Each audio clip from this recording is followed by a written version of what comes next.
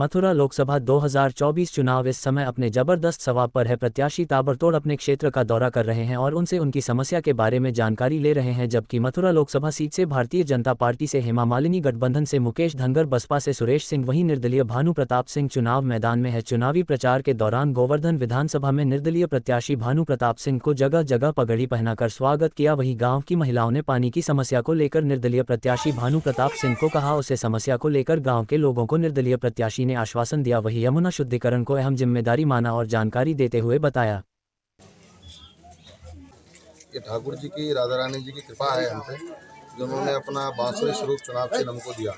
आपने अभी कहा सारे प्रत्याशी मैदान में, लेकिन हेमा जी मैदान में नहीं है। वो तो अभी अपने इसी के कमरे में बैठती हैं आराम से, दिन में 300 जनता के बीच में है कहाँ, ना 10 साल में रही, ना अब चुनाव के बीच में है। वो तो केवल पैराशूट कैंडिडेट है, जनता पे थोपा हुआ कैंडिडेट है।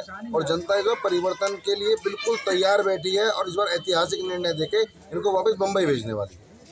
जिस तरीके से अभी फोटो उन्होंने डाले हैं, ट्विटर पे भी डाले हैं, गेहूं के खेत में खड़े होकर फोटो खिंचवाए हैं, वो का जाने के मेरी एक पुरानी वीडियो है, उस पुरानी वीडियो को आप निकालिएगा, मैं आपको भेजूंगा, सेंड करूंगा फेसबुक के माध्यम से।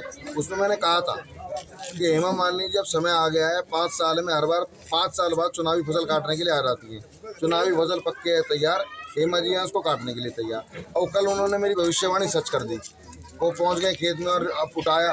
लेकिन जनता समझ चुकी है, उनके इन झूठे वादों में आने वाली नहीं है।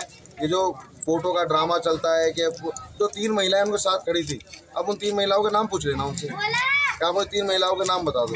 ये मैं अपने गांव में खड़ा हूँ महरौली में, मैं एक एक का नाम बताता हूँ। सब मेरे बड़े हैं, युवा साथी हैं, हमारे सीताराम भैया, हमारे प्रधान जी, सबके वहाँ किसी के उन 3 महिलाओं के नाम आप पूछ लेना। आज जाके पूछ लेना, गाँव का नाम बता दें और पूरे जनपद में 10 गाँव के नाम बता दें हेमा जी, तो मैं मान लूंगा कि हेमा जी असलियत में ब्रजवासियों की हितैषी हैं, किसानों की हितैषी हैं, महिलाओं की हितैषी हैं, हमारी हितैषी। और ब्रजवासियों की बात करें तो किस तरीके का क्या है?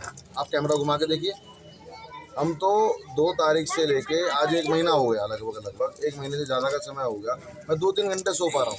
लेकिन जब मैं अपने लोगों के बीच में आता हूँ, अपने लोगों के बीच में उनसे मिलता हूँ, तो मेरा उतना उत्साहवर्धन हो जाता है, मेरी इतनी ऊर्जा का संचार होता है कि उसकी कुछ कहने की हद नहीं। आप देखिए चारों तरफ बच्चे से लेके बड़े बुजुर्ग तक सबके मन में उत्साह है, क्योंकि सबने ठान लिया है कि इसमें परिवर्तन लाना है और 1500 किलोमीटर दूर वाले को भगाना है और उसको लाना जो हमारे बीच में 15 मिनट में उपलब्ध है, हमारे सुख में, हमारे दुख में, जिससे हम मिल सके, जिससे संपर्क। हेमा जी ने दिया क्या जनपद को? अपमान के अलावा दिया क्या ब्रजवासियों को? ना किसी का मान सम्मान करती है, हमसे तो बदबू आती है उनको।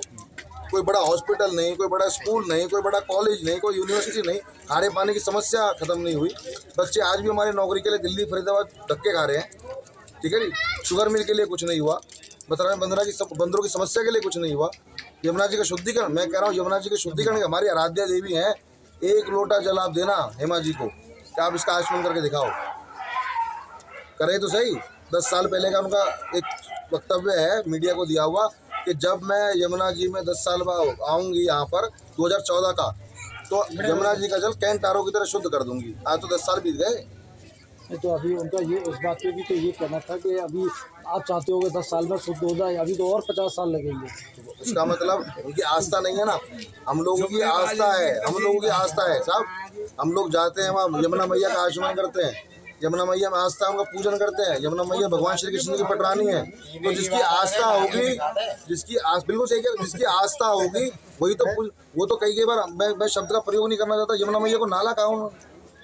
10 महीने मैं कह रहा हूँ, उनके 10 साल और हमारे 10 महीने, चुनाव जीतने के बाद 10 महीने में अगर लोगों को जमीन पे काम होते नहीं दिखे, कंस किले के सारे नालों की टैपिंग नहीं हो, यहाँ पर हमारे युवा को रोजगार स्थानीय इकाई में नहीं मिले, खारे पानी की समस्या के काम शुरू नहीं हो जाए दूर होने की। यमुना छाता शुगर मिल का उद्घाटन 4 जून 2024 को रिजल्ट आएगा।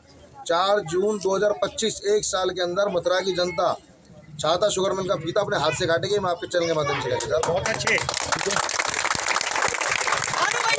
जिंदाबाद, जिंदाबाद, जिंदाबाद, जिंदाबाद, जिंदाबाद।